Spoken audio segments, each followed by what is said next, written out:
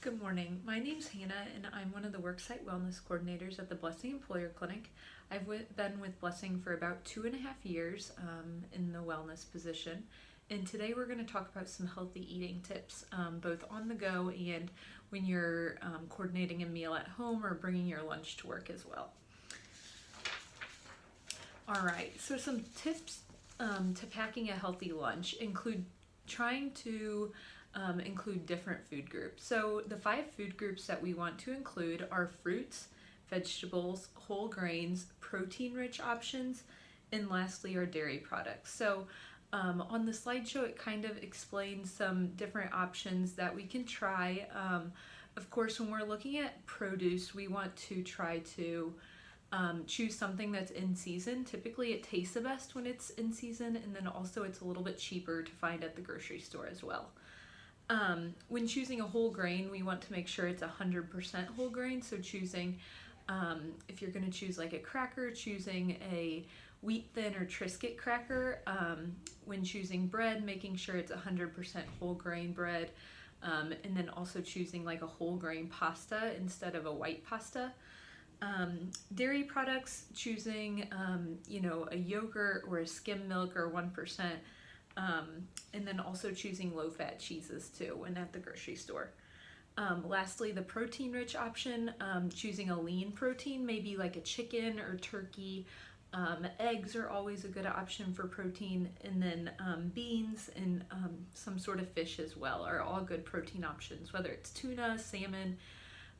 Those are all good options for fish as well. So when thinking about these 5 food groups, at a meal we want to try to include 3 to 4 of these food groups. At snacks, trying to choose 2 of these different food groups. Typically some sort of carbohydrate and then some sort of protein as well to keep us fuller longer. All right, on the next slide it shows the My Plate diagram. I also included the website on there. There's a lot of good information. The My Plate diagram was replaced, it replaced the food pyramid in 2011. So it has been around a little bit, but it is a good diagram to base kind of what you want your plate to look like. And then also on the slides, later on I do have a picture of what the My Plate diagram looks like with real food too.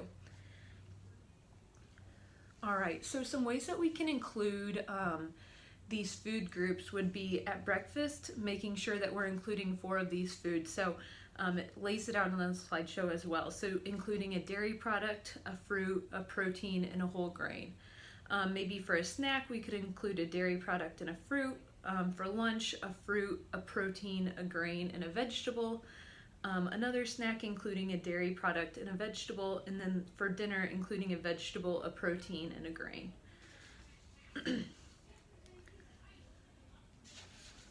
All right. And then again, like I said, the My Plate diagram with real food. On the picture here, it looks like we have some greens, maybe some broccoli or green beans. The fruit, it looks like some apples and oranges. The protein, it looks like maybe some sort of fish like salmon. The grain, it looks like there's some pasta there, and then it looks like there's a glass of milk for the dairy product. So we're gonna go into drinks now. So when choosing a drink, of course, like a water is a good option, or even skim milk, unsweetened tea, black coffee. Those are all good options. Even like a Crystal Light. Some drinks that we want to try to avoid are a sweetened tea, specialty coffee drinks with a lot of sweeteners and sugar, a lemonade, fruit punch, Sunny D, and even a whole milk. All right, next we're going to move into healthy eating on the run. So if we need to grab something quick, or even if we can plan ahead some snacks and meals, it's always nice to have those more convenient foods in our pantry that are an easy go, on the go snack.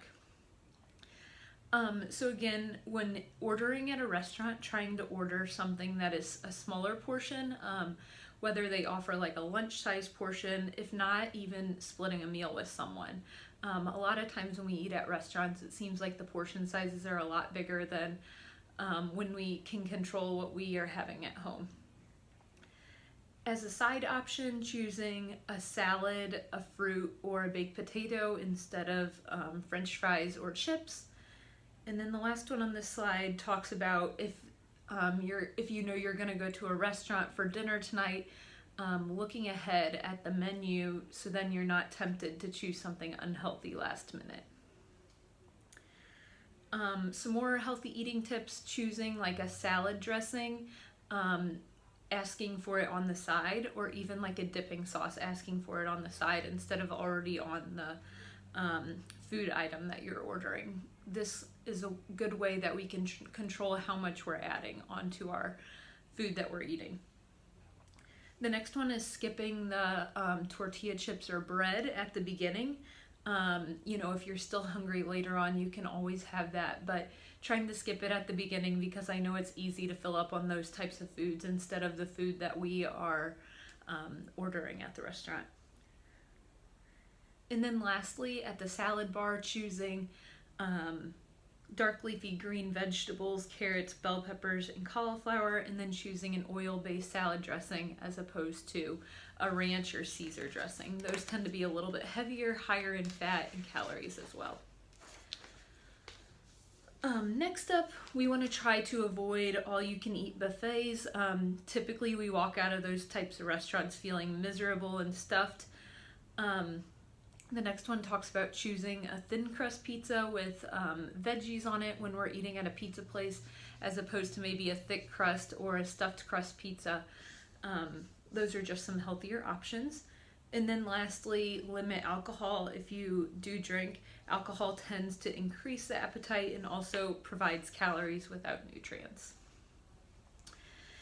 And then this next slide shows some healthier fast food options. So, I know it's not always easy to go to fast food restaurants and choose something healthy, but on the last slide it does show some different options. So if we're at McDonald's, we could always choose a grilled snack wrap instead of a burger and French fries. The grilled snack wrap provides about 260 calories, 8 grams of fat, and 18 grams of protein. The next one's is Wendy's Ultimate Grilled Sandwich. It looks like it's a grilled chicken sandwich, 320 calories, 7 grams of fat, and 28 grams of protein. Next up, we have Hardee's Char-Broiled Barbecue Chicken Sandwich. This is 340 calories, 4 grams of fat, and 33 grams of protein. Next up is Arby's Roasted Chicken Salad. This has 250 calories, 11 grams of fat, and 25 grams of protein.